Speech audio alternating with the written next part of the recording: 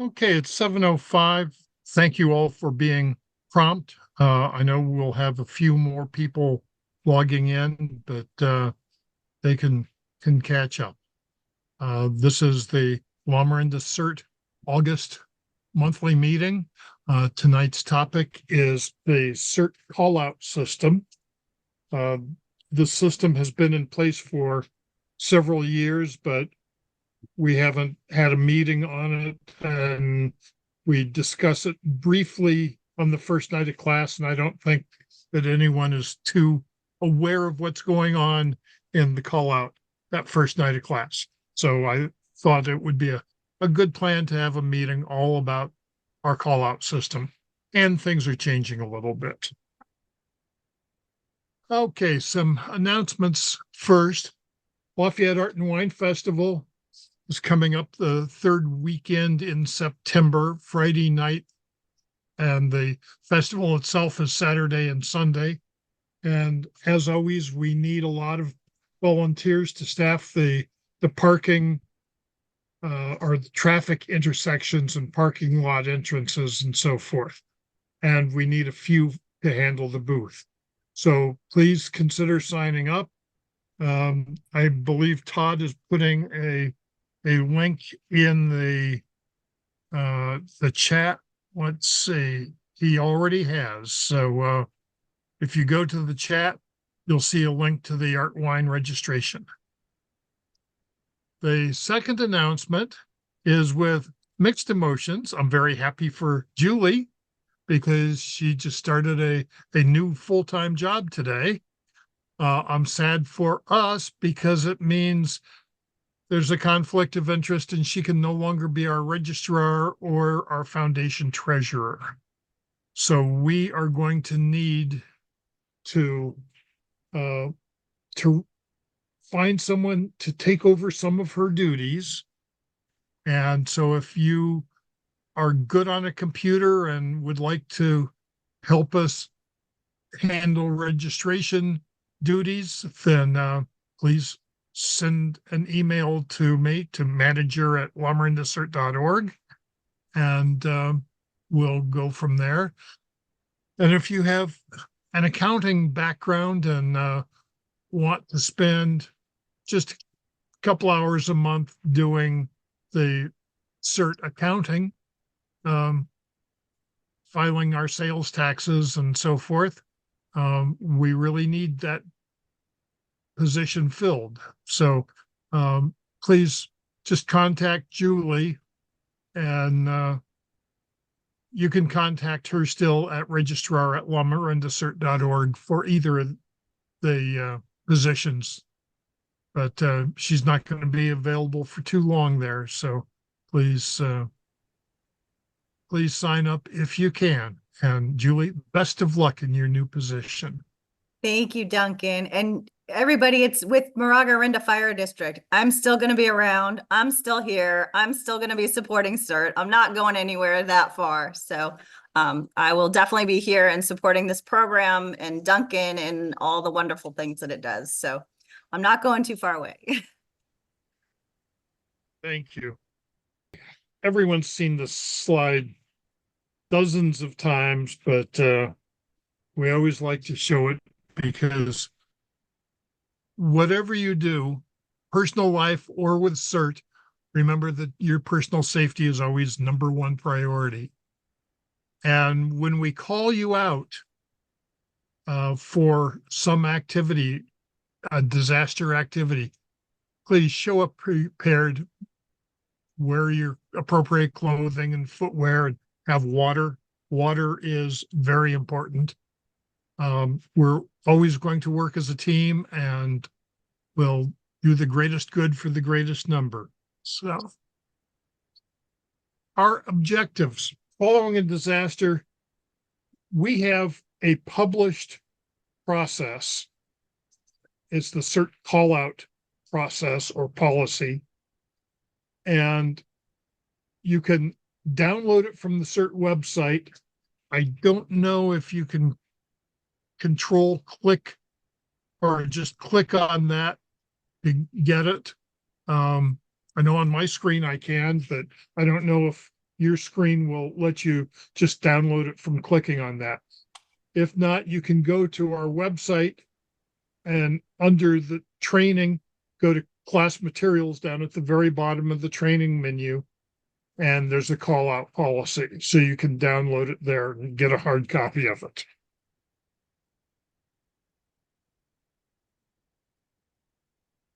The call out policy, the call out policy is just how we call everyone out following a disaster. And the senior officers at Moraga Orinda Fire, Lafayette, Moraga, and Orinda Police Departments all have a special phone number. And that phone number, 24 hours a day, it goes to the CERT incident management team. And that is a very small team of us. It's currently in flux. We're getting new members, but anyone on that management team has the ability to send out texts. I trust that everyone on the call today got a text. I sent it about 5:30. It was just a text about tonight's meeting. That's essentially what the text will look like, but we'll talk more about that in a few minutes. In the event of a large scale problem, we work in our neighborhoods. We work with your families and your block captains, and that's it. During a large event, we work in the neighborhoods until we're called out, and under no circumstances should CERTs initiate contact with their EOCs, the police, or the fire to request an assignment, because they won't be ready for you. They won't have any assignments. They won't have anything for you to do. You'll just be in the way because they won't have anything set up for you yet. Now, this is different if you're part of fire department team or something, but as a CERT, they don't want you there until they ask to have you. We can't self-deploy to any instant. So if we know that there's a road washed out or something else, don't go there. Don't self-deploy. Wait until you're called out, because when you're called out, we will tell you where to report, and it may not be the instant site. It'll be somewhere where we can gather and organize you, sign you up as disaster service workers, which gives you state insurance in case you get injured.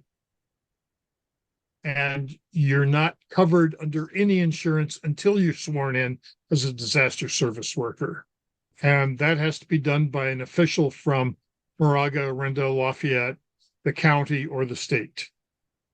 So we have lots of ways that we can contact you. The primary is the SMS or text, the alerting system. You can see the phone number there, 925-247-1122. That's where the text will come from. So we'll talk about putting that into your contacts in your cell phone so that you recognize it when it comes in. We might phone you, but chances are the phones will be overloaded, so we'll use text. We may put out calls on ham radio or FRS, GMRS radios, but primarily it will be by text, because with the text, we can focus it on the area where we want responders, like the city. It can be city specific, or it can be the entire area. We also have the option of going to Nixle or using runners or other means, but probably it will all be by text. The fire department or police department representative who calls us will include what they need, the number of certs, the tools and equipment required. Chances are they will have all the tools and equipment that's needed. You won't have to bring anything probably, but they may ask if you have a shovel to bring it or whatever. So they'll name the positions to be filled and what you'll be doing. They'll tell us that so that we can then, when we call you out, we can fill in that information and give you an idea of what will be happening. The expected duration of the assignment, it may be a 2-hour assignment, it may be a 3-week assignment. Obviously, if it's 3 weeks, you're not expected to volunteer for all 3 weeks. You're expected to volunteer for a short period of time during the day and then maybe come back tomorrow and the next day and so forth. They will tell us where to report, when, and the name of the person to whom they will report. That's very important because if you go to a scene without knowing who to report to, you'll just be causing chaos.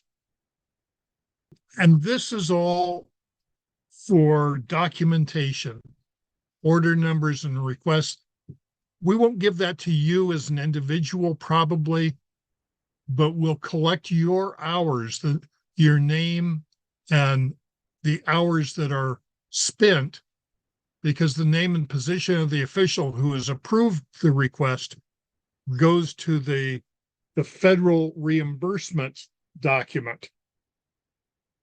What that does is when there's a disaster, if it's declared at the local level, then the state level, then it goes to the feds and they declare a presidential declaration of disaster. That frees up FEMA money, so they will reimburse typically at about an 80% rate. 80-20 is a typical range, typical ratio. So the feds will kick in 80% of the cost of the work, and the local jurisdiction has to come up with 20%. And they come up with that 20% either with cash, which is very scarce, or with labor. And volunteer labor in California right now is valued at a little bit over $40 per hour. So we track all of the volunteers' time to go against the local share of the matching funds. Call out GMRS. If you have a repeater capable GMRS radio, and all of the radios that we sell, the Bullfangs, and there are some others out there that are repeater capable, presuming that you have a GMRS license, you can get on the repeaters during an emergency. No one's going to worry about it if you're licensed or not, but you're supposed to have the family license, and the GMRS family license is no test. It's $35 for 10 years. So it's well worth having so you can practice on it. Here are the channels that are currently in place: Moraga, Orinda, and Lafayette. A new repeater is now sitting up on Briones Peak, and it will cover all of Spring Hill. We think its termination will be LAF-E for Lafayette East, covering all of Spring Hill, because Spring Hill up until now hasn't had any GMRS radio coverage. It will probably be on Larig channel 20, and we'll have to do a new code plug to repurpose channel 20. Channel 20 right now is a frequency that is practically never used, and it will not be a loss to us to have it gone and repurposed. So figure that Spring Hill will be Larig 20 or a GMRS repeater. If you're a ham operator, these are the ham channels, and ham will be very busy during a disaster. It's very likely that ham operators may be used at local EOCs. Outside the EOC in a communications room, they will probably be taking down messages. So if you're a ham operator, we may ask you to go to an EOC just to copy messages and to transmit the messages to the inside of the EOC. So how does this work? Well, As I mentioned, a senior officer at MOFD or a local police department will call a special hotline at Lamorinda CERT to give call out requirements. The CERT operator will compose a short message to send by text. Now, the text message, the original design of SMS texting was it's a short message service, SMS. So it has to fit within 160 characters. So they're all very short messages. They've expanded that so that now you can go on and on and on. You can write a dissertation in texting, but the SMS is still 160, and so our credits in the that we get charged for in the service is all based on a 160 character message. So our initial messages will all be very short. The text will be sent to those recipients in the response area. We may start with an individual city or town. And if we don't get enough people, then we may send it out to the other areas, or we may just start out sending it to everyone. Here is the message number again.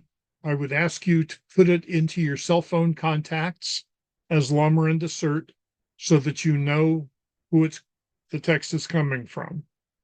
And message will ask for a response. Yes or no, or the hours before you can respond. So some things will be a simple yes, no answer, but if it's for a response for going somewhere, the answers will be no, I can't respond, or 0 hours, I can respond immediately. 1 is 1 hour until I can arrive, so forth. 2, 3, 4. So we can figure out how many people we have to respond to the disaster in what time frame. That allows us to plan. Once you send that back, then we'll be able to figure out what we have, and we will send you another text. So this is how we set up the texts. This text, Lamorinda CERT, can you respond to a traffic event in Orinda? Reply hours, 0 equals immediate, 1 equals 1, so forth. That's 117 characters. That's why we put it in that format in the numbered line above, just to see how long it is. Another example is a little longer. This is 135 characters. This is a yes or no. So you'll get something similar to this. This is what it looks like on a phone. Same on my phone, I have it registered as not as Lamorinda CERT, but Lamorinda CERT Foundation. Doesn't matter. And this is what the message looks like on your phone. In our messaging system, this is what it looks like to us so that we can track who is doing everything, who is replying. This is the example that I just showed. It's a CERT drill, Lafayette needs, so forth. And when I drill down into that, it shows that it was sent to 155 total recipients. 98.7 of the messages were delivered, 98.7%. 1.3% bounced. So either a phone number changed or something else happened. And 8.4% of the recipients replied to it, and 1.9% opted out. You're always welcome to opt out. We hope you don't, but that's always an option.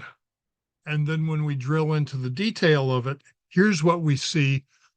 We have a list of who responded and what their response was. So we have a whole bunch of ones here. There's a 2 down at the bottom. So because where it says CERT's name, that's just to protect the innocent. Those were actually the names of the CERTs that responded. So we can then reply to them in their time frame and give them more detail. More detail would be in the form of a secondary call out message.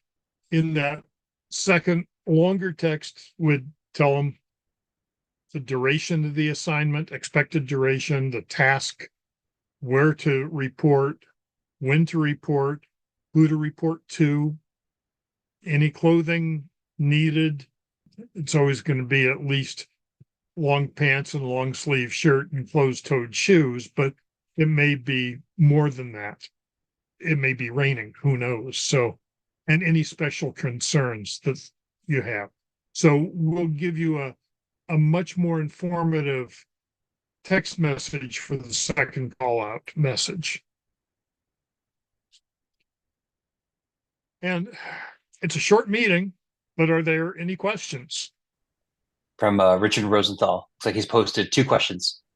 Yeah, I posted that just to you, Todd, but because I didn't want to interrupt Duncan. Duncan, first question, when was the last time you did a call out and how did that go? How successful was it in terms of receiving and responding appropriately to it and getting responders? We have done test call outs. We've never had a real one. Okay. So, and test call outs, they say they're tests, and so we don't get huge responses. And then following up on that, how do we verify that your database still has our correct contact information? Good question. Because when I sent out the reminder text or the text about this meeting at 5:30 tonight, I got 20 bounces. And some of the people I know are still there, but they may have changed their phone numbers. So I will be either looking for new phone numbers or contacting them to see if they're still interested, if they have a new phone number, so forth. So we will proactively go after the bounces. So if we received an If you email, are- if we received an email from Lamorinda CERT, then that means you got our contact correctly. Yes, but the SMS system is only for those people living within Lamorinda. Ah, okay. So you, for instance, living in El Cerrito, would not have gotten a text. Okay. Yeah, I'm in Kensington, but same difference. Yeah. Or Kensington. Okay. West ECK. County. Yeah. Yep. So, Yep. Okay. right. So you would not, we would not call on you in an emergency to respond to Lamorinda. Okay. Duncan, can I add a little Now, bit more? Certainly. Go, Julie. Just based on your question on have we done a call out and our response, Richard, we have done test call outs like Duncan suggested. And actually, I thought our responses were pretty good. We were saying if this had been a real emergency, could you have responded? And we've gotten over 100 yes responses within the hour, which is amazing, I think. To have a resource of 100 volunteers able to respond within 1 hour to a test event. So I would hope that we would have a similar response in the event of a real emergency and probably maybe even a higher response for that.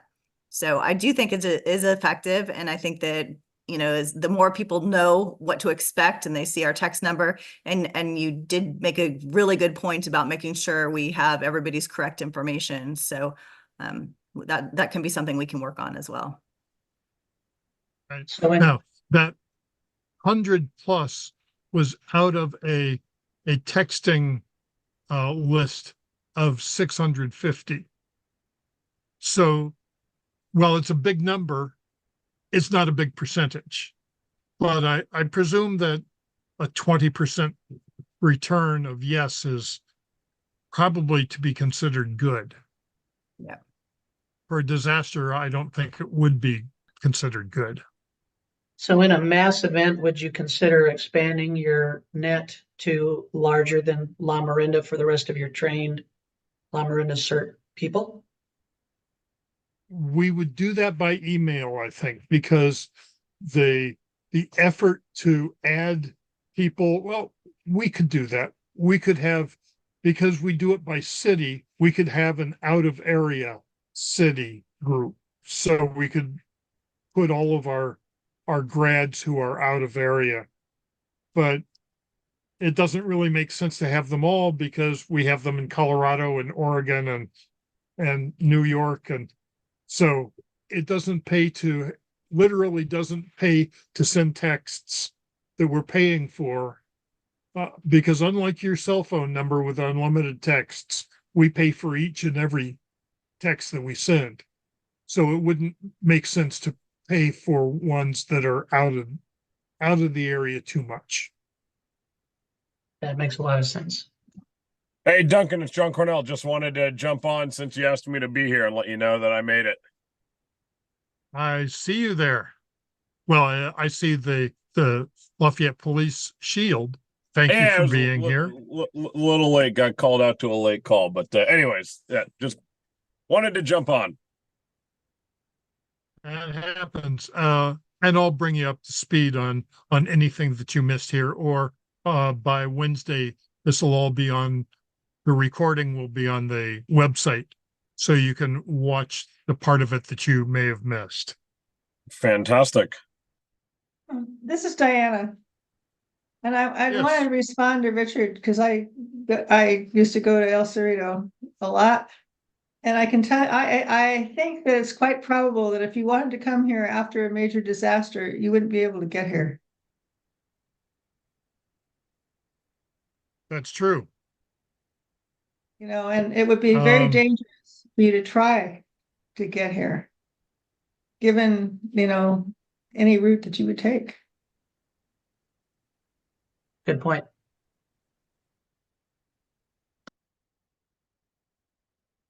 But we shouldn't eliminate them just because they happen to live like in Pleasant Hill or in Martinez. They may be a few blocks outside of our area. True, but it's Well, I think by just adding them in, Duncan, like you suggested, we can have them on the list. And then if our, area, if we haven't gotten enough volunteers out of Lamorinda area, then we can reach out to the others. Because we enter it in by city, so we can definitely call out people based on the city where it's at. And if they can make it, great. If not, they can't. But it's always a force multiplier to just be able to pull out those people who are trained, because they're going to be useful. Yeah. Right. Well, We could have we may just second create an risks. area of other Contra Costa. Yes. That would be a good idea, because that way also we can trigger it if we need it and understand there's costs, but probably if we are in a situation where we need to expand those concentric rings, the cost will at that juncture be worth it, or there'll be Right. a need to expend that kind of resource there. I believe Shannon also had a question or a comment in the chat about oh, I see, Julie, looks like you responded there, but Shannon, with regards to something like WhatsApp, my understanding of, I'm not an avid WhatsApp user, but anything that is directly internet based, there could stand to be a good chance that internet's unfortunately not available, depending on the type, size, scope of the disaster. If your home internet, whether that be cable or some form of telephone line or fiber, or even if it's through the mobile service, may unfortunately be knocked out, which I think is part of the large driver as to why text messaging in this very, let's call it standard, maybe primitive format is required, and probably the primary form of communication. But certainly if we do have access to internet, ad hoc communications sometimes are useful. Okay, are there any more? Do you see Gordon up there? Gordon has his hand up. Gordon, go. Does the SMS system have any special status with regard to the phone company or however the inner workings? It kind of relates back to the gentleman that spoke a few moments ago about something similar or along those lines. But if we have a situation like we did, of course, this is almost 30 years ago, but the the Loma Prieta, when I was on the bridge, fortunately, I had mobile radios that I could get around, but cell phones didn't work. Phones didn't work here in Moraga because the wife couldn't get in touch with me, or vice versa. So again, is there any special status that SMS carries? Because number one, you pay for it, and number two, I don't know how it originates. Does it come through AT&T or some other location?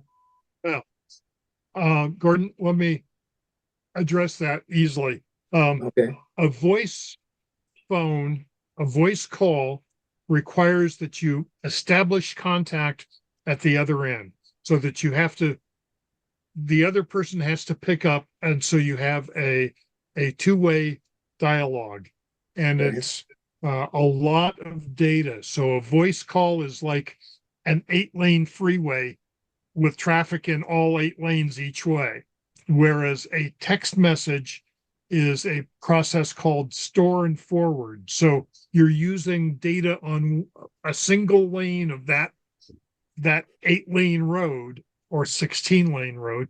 You have text going one way from you to the next point, and then it holds there until it can reach the next point. So it's stored at each connection, and then it's forwarded to the next connection until it makes its way all the way to the end. Okay. So So it could be some time before the message gets through, or it would go through immediately if everything's okay. right. Typically, Got it. they go through very fast because they use such little bandwidth. And if there's a glitch in the system, it stores it. It may just be for a fraction of a second, but that's enough to stop a voice call. Right. But a text message will go through. Okay. Well, the technology 30 years ago when this happened was Oh, certainly totally different than it different. is today. Yeah. Good. Okay. Very Right. good. Thank you. So is there anything else? Okay. Next month, our meeting, since John's here, John is presenting next month on September 9th, and that will be an in-person meeting. So for that meeting, we ask all of you to register the preceding week or before, and then we'll send you all the information about the meeting. The new registration process is only for Zoom meetings.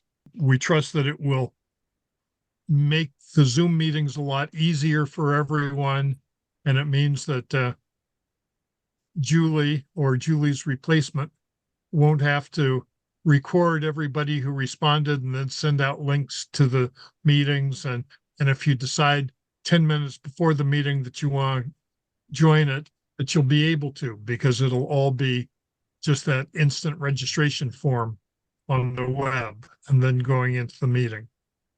But in-person meetings don't work like that. So we need your information several days in advance. Partly because Julie won't be here Sunday night to process them, or Monday morning. What was that, Julie? I saw the mouth working, but you're muted. Nothing. I'm just agreeing with you. I'll still be around. I'm not going anywhere.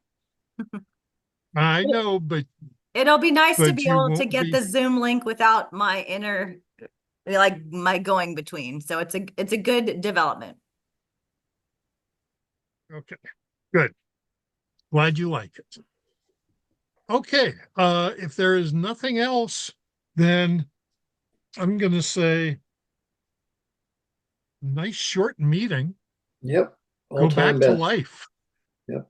Yeah, go back Well- to your life at home, and I will too.